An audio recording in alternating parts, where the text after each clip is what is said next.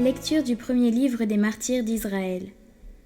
En ces jours-là, les hommes envoyés par le roi Antiochos pour contraindre les gens à l'apostasie arrivèrent dans la ville de Modine pour y organiser des sacrifices. Beaucoup en Israël allèrent à eux. Matthias et ses fils vinrent à la réunion. Les envoyés du roi prirent la parole pour dire à Matthias: « Tu es un chef honoré et puissant dans cette ville, soutenu par des fils et des frères. Avance donc le premier et exécute l'ordre du roi, comme l'ont fait toutes les nations, les hommes de Juda et ceux qui sont restés à Jérusalem.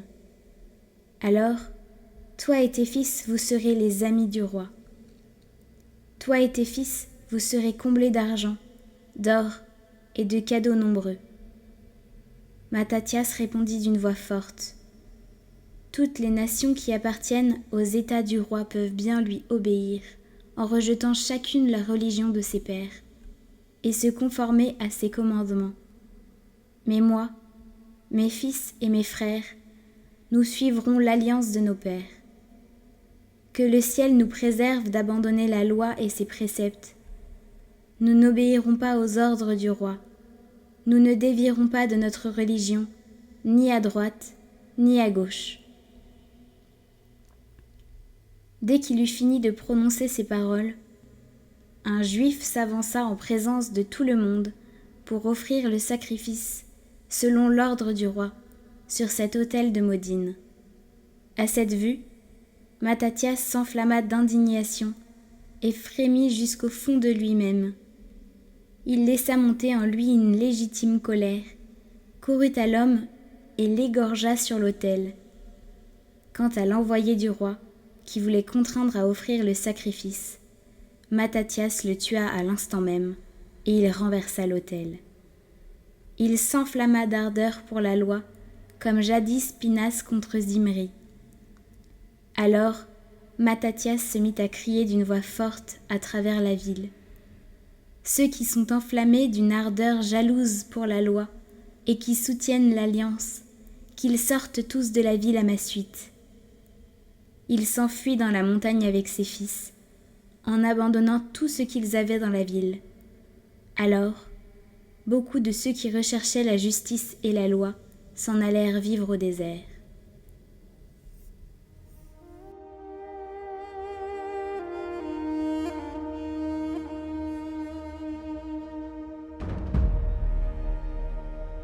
Évangile de Jésus-Christ selon saint Luc. En ce temps-là, lorsque Jésus fut près de Jérusalem, voyant la ville, il pleura sur elle en disant: « Ah, si toi aussi tu avais reconnu en ce jour ce qui donne la paix! Mais maintenant cela est resté caché à tes yeux. Oui, viendront pour toi des jours où tes ennemis construiront des ouvrages de siège contre toi, t'encercleront et te presseront de tous côtés. Ils t'anéantiront, toi et tes enfants qui sont chez toi, et ils ne laisseront pas chez toi pierre sur pierre, parce que tu n'as pas reconnu le moment où Dieu te visitait. »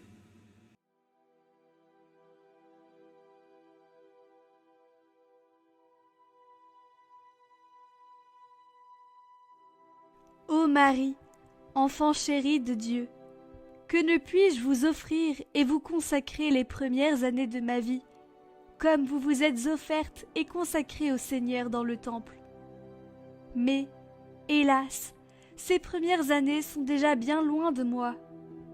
J'ai employé un temps si précieux à servir le monde et vous ai oublié en écoutant la voix de mes passions.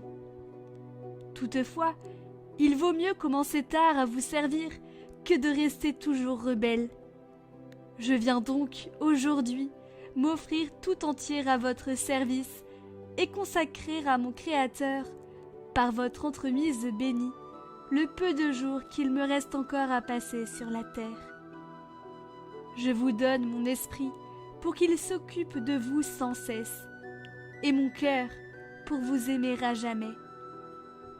Accueillez, ô Vierge sainte, l'offrande d'un pauvre pécheur. Je vous en conjure, par le souvenir des ineffables consolations que vous avez ressenties en vous offrant à Dieu dans le temple. soutenez ma faiblesse, et par votre intercession puissante, obtenez-moi de Jésus la grâce de lui être fidèle, ainsi qu'à vous, jusqu'à la mort, afin qu'après vous avoir servi de tout mon cœur pendant la vie, je participe à la gloire et au bonheur éternel des élus. Amen.